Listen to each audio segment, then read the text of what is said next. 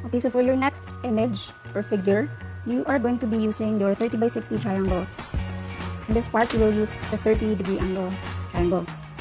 So you again locate the center point of your box. You divide half from the horizontal and half from the vertical to locate the center point.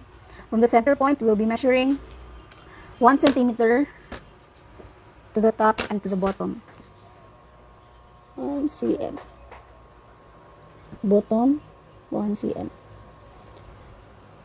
And from these two lines, we now measure from the top of the line, from the top of this point, we measure 1.5 cm and 0.5 cm below this point. And we also do that here sa ubos.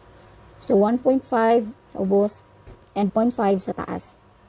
So these points now are our reference points. So gikan ani nga mga points, we will draw 30-degree angle na lines using your T-square and your triangle. 30-degree angles from the points, from the reference points. Laus-laus lang. Because this will be our guidelines. This point, from this point, and this point. Sa ubos.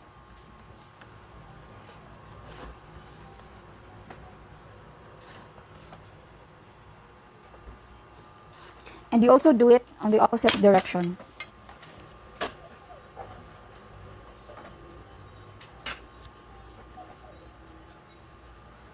(30 degrees).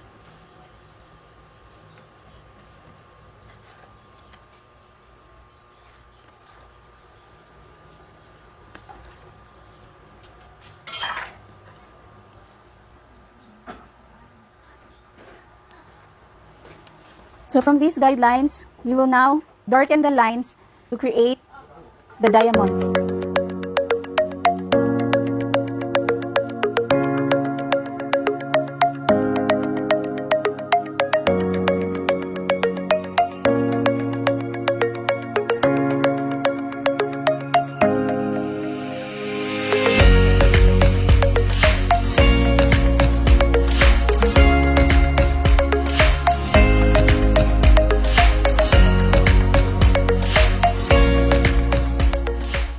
So this right here is our image from box number 3.